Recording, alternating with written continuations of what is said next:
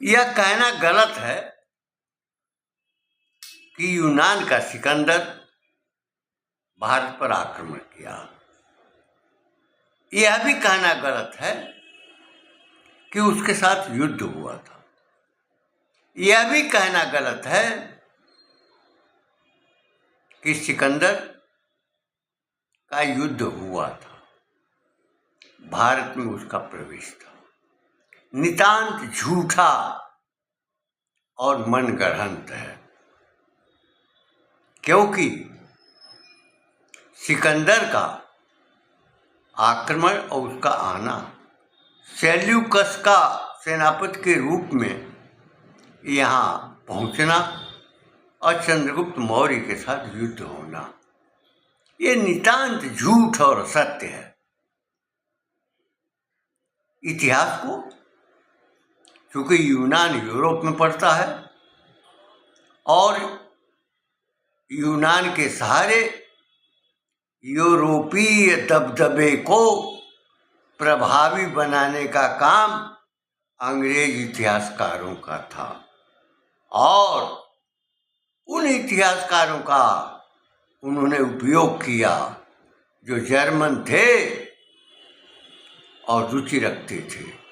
उसके लिए मैकाले ने 9 लाख रुपए की धनराशि मैक्स मुलर को 1847 में दी थी और उससे उस इतिहास का निर्माण करने के लिए कहा जो भारत को निम्नतर दिखा सके। सिकंदर आया ही नहीं था, स्पष्ट प्रमाण है। भारत के किसी भी साहित्य में,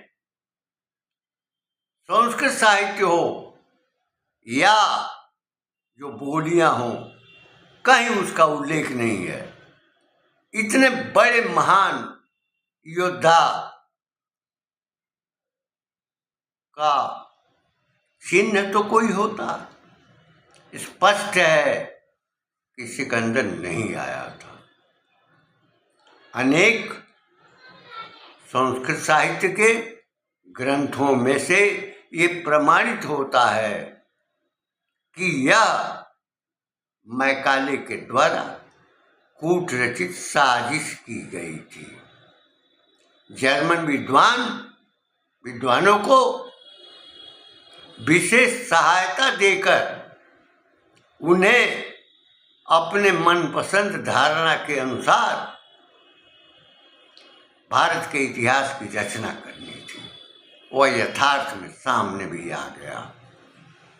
मैक्स मुलर ने स्वयं स्वीकार कर लिया है कि हमने कालक्रम में गलती की है और कुछ तथ्यों को भी जो असत्य हैं, झूठे हैं, उसमें जोड़ा है। हुनों का आक्रमण हुआ, शकों का आक्रमण हुआ, संस्कृत साहित्य में उसका उल्लेख मिलता है। कुषाणों का उल्लेख मिलता है, किंतु यूनान के सिकंदर का उल्लेख कहीं नहीं मिलता है। न तो दंत कथाओं में, जनश्रुतियों में या किंवदंतियों में भी कहीं उसका कोई चिन्ह नहीं है। इस इतिहास को लिखवाने वाला मैक्स मुलर था, जिसने भारत के इतिहास को की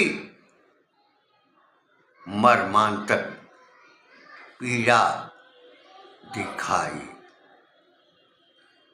जो आक्रमणकारी थे उनका चिन्ह संस्कृत ग्रंथों में मिलता है, किंतु सिकंदर के आक्रमण का कोई भी उल्लेख, अवशेष कहीं व्यक्त नहीं होता है। सिकंदर इतना बड़ा महान था, इसको यूरोपीय इतिहासकारों ने अपनी कल्पना शक्ति के सहारे लिखा। इसी प्रकार से आर्यों का आक्रमण दिखाया गया। यह भाव पैदा करने के लिए कि जो यहाँ के निवासी थे उसके विरुद्ध घोर दुराचरण किया गया और यह भी दिखाया गया कि उत्तर भारत में आर्यों का आगमन हुआ और जो मूल जातियां थीं वे दक्षिण की ओर चली गई। यह कल्पित सारा प्रकरण और प्रसंग है, न आर्य कहीं से आए थे। आप महाकवि जयशंकर प्रसाद की रचना में देखेंगे, उन्होंने लिखा है, किसी का हमने छीना नहीं, प्रकृति का रहा पारना यहीं, कहीं से हम आए थे नहीं, हमारी मातृभूमि थी। डॉक्टर संपूर्णानंद ने भी इसी बात को पुष्ट किया है। अविनाश चंद्र बोस ने भी यह प्रमाणित किया है कि आर्य बाहर से नहीं आए थे। यह कृत्रिम छल कपट था, भारत के इतिहास को प्रदूषित करने का मैकाले द्वारा किया गया प्रयास था। स्पष्ट है कि जिन हूणों ने आक्रमण किया उसका उल्लेख स्कंद से सीधा टकराव था। उसका वर्णन चित्रण महान नाटककार महाकवि काशी के जयशंकर प्रसाद ने भी किया है। यह उल्लेख भारत के अतीत में निहित है, उसको अधीत किया जा सकता है। यह मानना होगा कि कालक्रम का निर्धारण भी झूठा और कपटपूर्ण किया गया। जो ईसवी है उसको लागू किया गया। विक्रमी संवत को दरकिनारे कर दिया गया।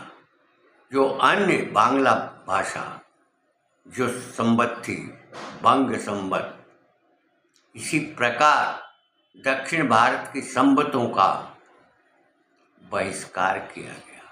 शक संवत से स्पष्ट होता है कि भारत पर शकों का आक्रमण हुआ था, लेकिन यह कूट रचित रचना थी, भारत के इतिहास को प्रदूषित करने की थी और उसको पूर्णता प्रदान किया जवाहरलाल नेहरू ने अपने पाठ्यक्रम में उसी खंड को प्रकाशित करके, जहां विदेशियों ने आक्रमण किया था, आर्य बाहर से आए थे, सिकंदर का आगमन हुआ था, न आर्य बाहर से आए थे, न सिकंदर का आक्रमण हुआ था, न पोरस के साथ उसका युद्ध हुआ था। पोरस और सिकंदर के कालक्रम में 1500 वर्षों का अंतर है और कालक्रम को कली जो संवत है, गत कली, ये स्पष्ट करती है कि 5140 वर्ष पूर्व महाभारत हुआ था। उन वर्षों के बाद, गत कली के बाद, कहीं यूनानी आक्रमण का उल्लेख नहीं है। शक, कुषाण, हूण, पांडव, मुसलमान